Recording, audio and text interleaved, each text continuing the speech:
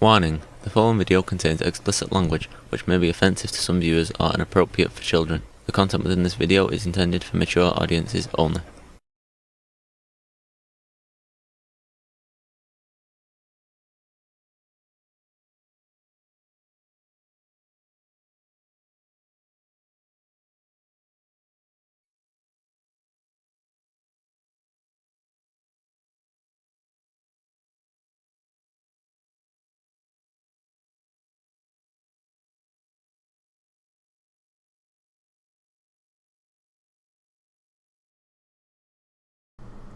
Hello and welcome to this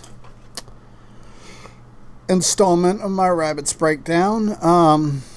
Today we are continuing with episode 8, season 2, The Mysterious Traveler. This is the second part, and without further ado, let's jump into this bad boy.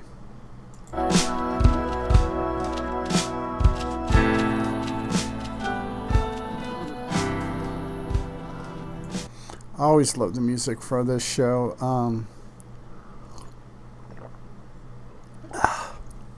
Good old lemonade.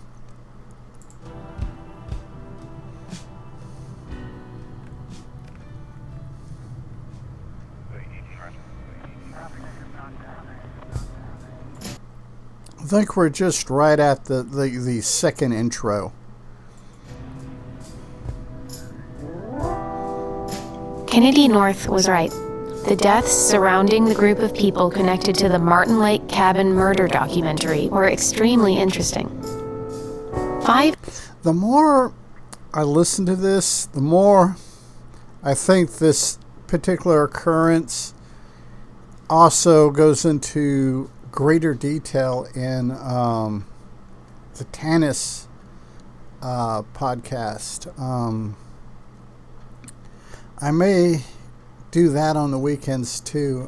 Start Tanis on the weekends, do the long Welcome to Night Vale, then do Tanis on the weekends just for a second upload for now. Then when I finish out, like say if I finish out Kingdom of Fear or something like that, move it to the weekday position. Don't know yet. We'll see how it goes. People connected to that documentary project looking into the Martin Lake Cabin murders were dead. But these weren't simply people peripherally connected to that project. These were the key people behind it. For a second there, I was listening to this, and my brain cross-tracked over to the black tapes on the singer that used a wooden mallet to drive a steak knife or a butter knife through his chest, and that was kind of those parts of the shows were kind of bleeding into each other. Without them, there was no Martin Lake Cabin murder project. So, what happened? So, now do you do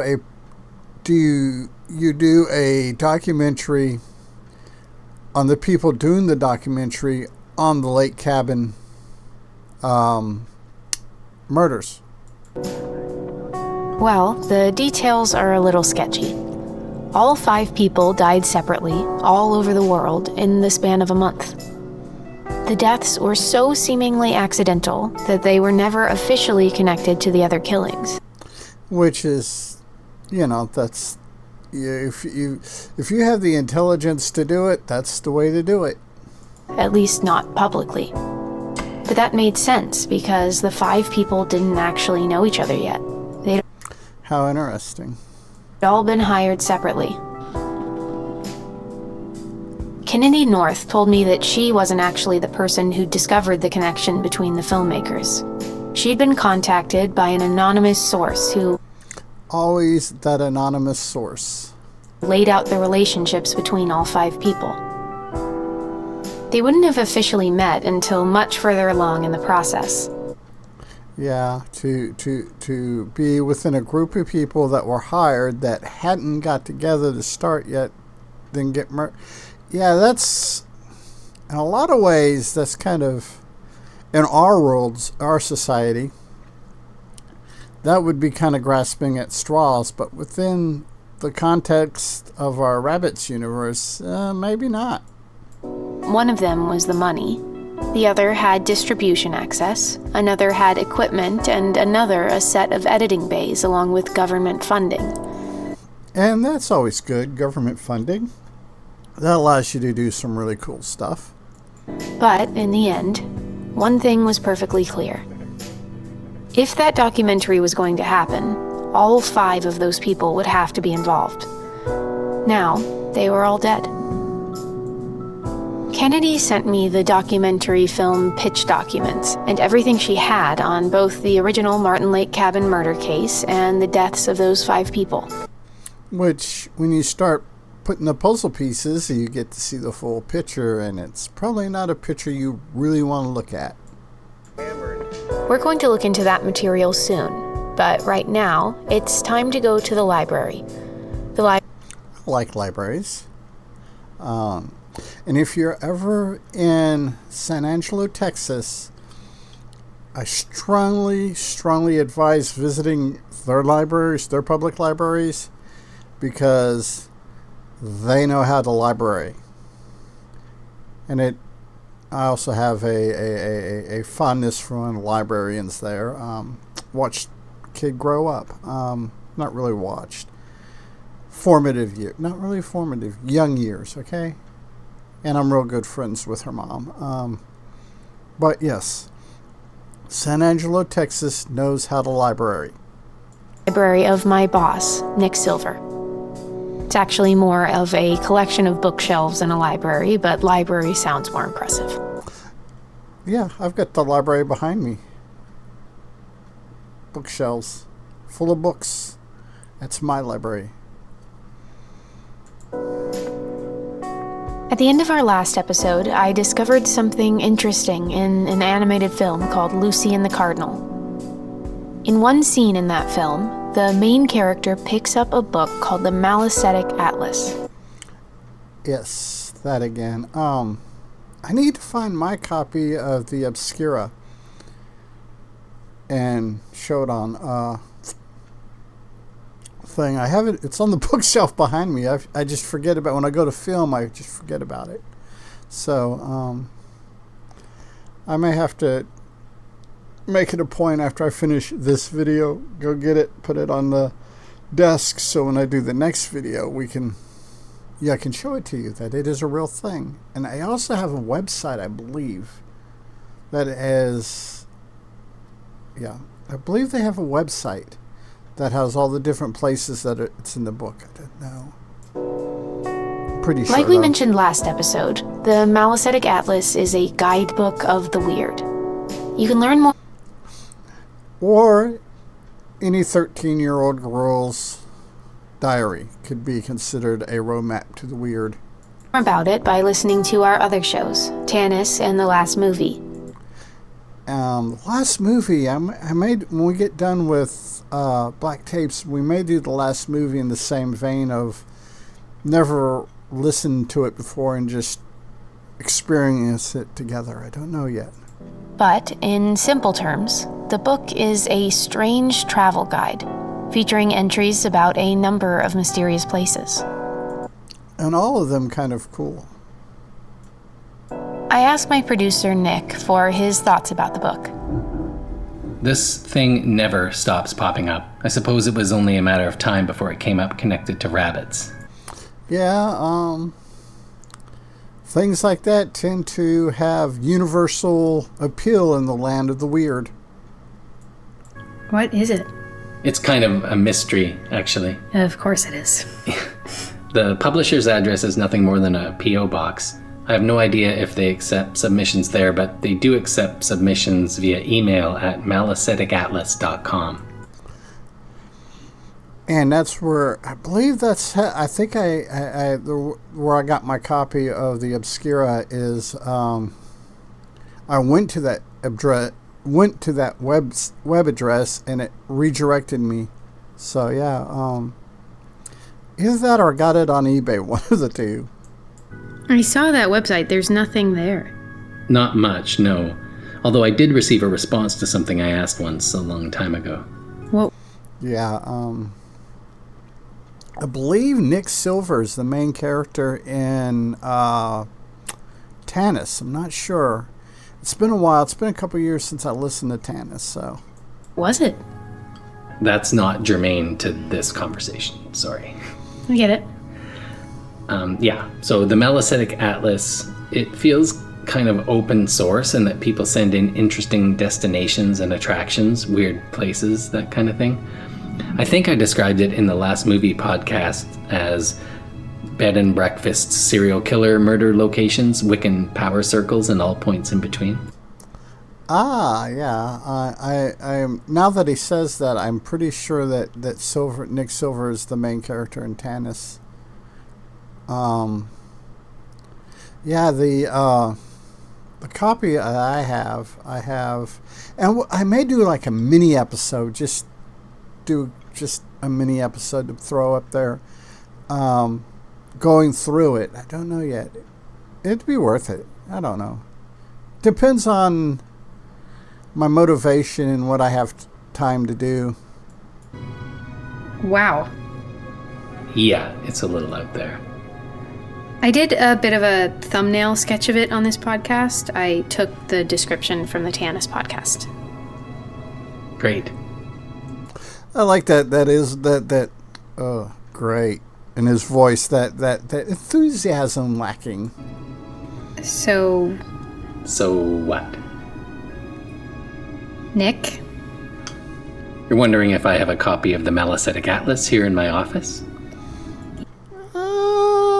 There's sometimes you don't want to. You have questions that you really, really don't want the answer to. Yes. I am currently in possession of a copy. Can I take a look at it?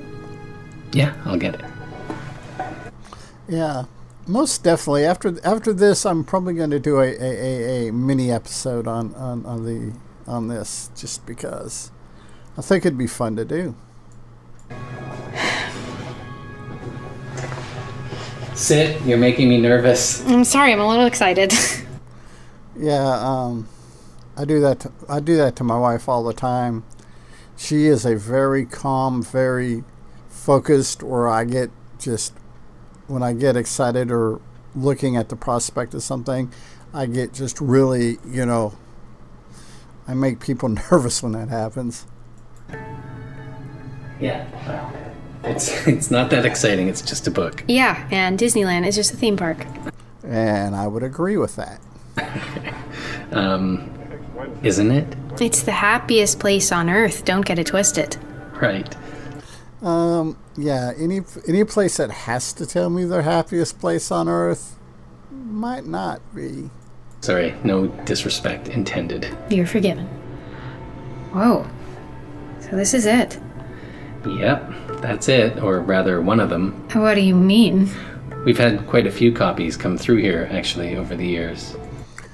Yeah, have an arcane tome and just multiple copies. Yeah. What happened to the other copies? It's very strange. Actually, they just keep going missing. We lost one that was locked in a safe. Kind of like socks. What? Alex suggested that whenever you took a picture of one of the pages, the atlas found a way to disappear. I don't know that that's true, but... Well, I'll try not to lose it. Oh. It is what it is. Oh, it doesn't leave this room. I can't take it home for a while? Nope. Sorry, no. But you can hang out here as long as you like and take a look at it here. I feel that way about a lot of my books. I have books that will not leave my house. I have books that will not leave this room that we are filming in. Just because I have that much attachment to them. Okay. I'll be in Edit Bay 2 if you need me. Thanks. So, I sat down on the couch and dove into the pages of the Malicetic Atlas. It took me about 5... Yeah, like I said, I am most definitely going to do a mini episode after this. I may post it before I post this episode. So if you've already watched the mini episode, hi. And if you haven't, well, look forward to it. 5 hours to read over everything. I took a look at each and every entry, from haunted inns to whistling stones, from caves that led to other worlds to mysterious holes in rock walls where you could whisper across the threshold of death to That's kind of interesting. your loved ones who'd passed away. There were entries on aliens, fairy rings, walking games, ghosts, and demons. But I was looking for something connected to rabbits, and there was one page that stood out among the rest. Yeah. When you get to that one page sticks out the rest, that's kind of interesting. And with that, we're going to go ahead and call this good for this video.